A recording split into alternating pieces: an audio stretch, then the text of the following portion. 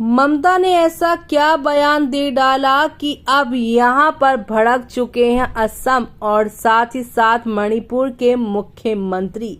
ममता बनर्जी ने ऐसा क्या कह डाला कि अब पड़ोसी यहां पर मुख्यमंत्री भर उन पर ताना कसने लगे हैं। तृणमूल कांग्रेस की स्टूडेंट यूनिट तृणमूल कांग्रेस छात्र परिषद के संस्थापना दिवस के मौके पर आयोजित एक प्रोग्राम में सीएम ममता बनर्जी ने बीजेपी और उसके टॉप लीडरशिप पर जमकर जुगलबंदी यानी जुबान हमला बोला। इस दौरान उन्होंने पार्टी पर कई आरोप भी लगाए। चलिए जानते हैं खबर को अब विस्तार से। कोलकाता के इस यहाँ पर कांड के बाद मुख्यमंत्री सुर्खियों में बने हुए हैं और साथ ही यहाँ पर सूबे में छात्रों की तरफ से नवना अभियान की शुरुआत भी हुई है। इसके बाद भारतीय जनता पार्टी बुधवार को बंगाल बंद उन्होंने बुलाया।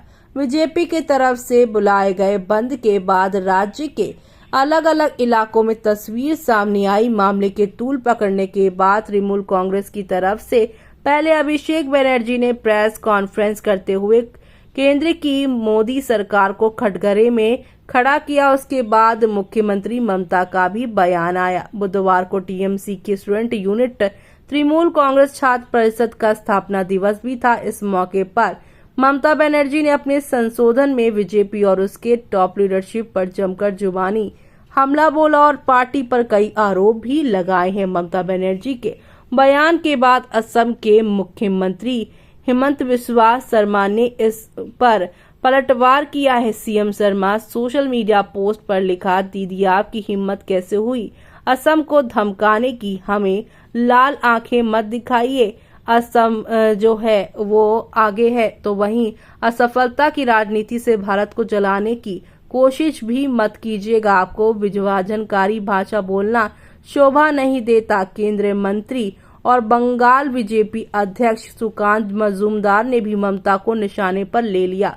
उन्होंने कहा, ये टिप्पणी संवैधानिक पद पर बैठे किसी भी नेता की नहीं बल्कि एक राष्ट्र विरोधी मानसिकता वाले किसी व्यक्ति की गलती है। ममता बनर्जी के बयान के बाद मणिपुर के मुख्यमंत्री एन बीरेन सिंह ने सोशल मीडिया पोस्ट के जरिए नाराजगी जताई। उन्होंने कहा है कि दीदी ने पूर्वोत्तर को धमकाने की हिम्मत कैसे की। मैं इस तरह की गैर जिम्मेदाराना टिप्पणियों की कड़े शब्दों में निंदा करता हूं। उन्हें पूर्वोत्तर और देश के बाकी हिस्सों से सार्वजनिक रूप से माफी मांगनी चाहिए। ममता जी को विभाजनकारी राजनीतियों के जरिए हिंसा और नफरत भड़काना तुरंत बंद करना चाहिए। किसी राजनीतिक नेता के लिए सार्वजनिक मंच पर हिंसा की धमकियां देना बंद जो है बेहद अनुचित है। तो वहीं ममता के बयान में उड़ीसा के मुख्यमंत्री मोहन चरण मांझी ने कहा, आपको किसने अधिकार दिया है कि उड़ीसा के बारे में ऐसी आपत्तिजनक बयान देने का। उड़ीसा एक शांतिपूर्ण राज्य है और यहाँ के लोग जिम्मेदार और जागरूक हैं। उड़ीसा के लोग आपके नफरत भरे रवैये, नकारात्मक टिप्पणियों और हमले वाले और हमारे राज्य के प्रति यहाँ पर जो है असंवैधानिक रवैये को कभी भी स्वीकार नहीं करेंगे। उन्होंने आगे कहा है कि जघन्य अपराध की पीड़िता को न्याय दिया बिना आप तो प्रतिशोधात्मक टिप्पणियां कर रही हैं। ये देश के लिए खतरनाक है। कृपया इस तरह के बयान से दूर रहिए, शांत रहिए।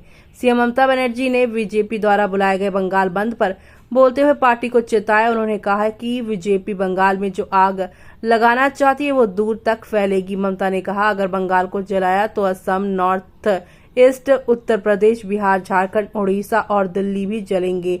हम आपकी कुर्सी गिरा देंगे। ममता ने कहा है, कुछ लोग सोच रहे हैं कि ये बांग्लादेश है। मुझे बांग्लादेश से प्यार है। उनकी संस्कृति और भोजन हमारे जैसे ही है, लेकिन बांग्लादेश एक अलग देश है और भारत एक अलग देश है। मोदी बाबू, आप चाहते हैं कि यह आग बंगाल में फैले तो आपको ये समझना चाहिए कि अगर बंगाल में आग लगी तो असम नहीं बचेगा, बिहार नहीं बचेगा, ये मणिपुर या उड़ीसा तक ही सीमित नहीं रहेगा, ये दिल्ली तक ही भी पहुंचेगा। बुधवार के कार्यक्रम में बोलते हुए ममता बनर्जी ने कुकर्म के मामले में यहाँ पर जो है मौत की सजा सुनिश्चित करने की विधानसभा के जरिए एक कानून लाने की भी यहाँ पर कसम खाई है। वहीं टीएमसी नेता और ममता के भतीजे अभिषेक बनर्जी ने महिलाओं के खिलाफ अपराधों को रोकने के लिए एंटी रेप कानून के लिए संसद में एक निजी अध्यक्षता विधेयक पेश करने का वादा किया है। ममता और अभिषेक बनर्जी दोनों नेताओं ने नवना अभियान और बंगाल बंद के लिए बीजेपी पर निशाना साधा और बंगाल में अराजकता फैलाने की साजिश रचने का आरोप लगाया। सीएम ने प्रदर्शनकारी डॉक्टरों से काम पर लौटने की भी गुजारिश की। अब इस पूरे यहाँ पर खबर पर आपका क्या कहना है? ममता बनर्जी के इस बयान पर क्या कहना है? हमें कमेंट बॉक्स में कमेंट करके बताना ना भूलें। साथ ही हमारे चैनल टीसी न्यूज चैनल को लाइक एंड सब्सक्राइब करना आप बिल्कुल भी ना भूलें।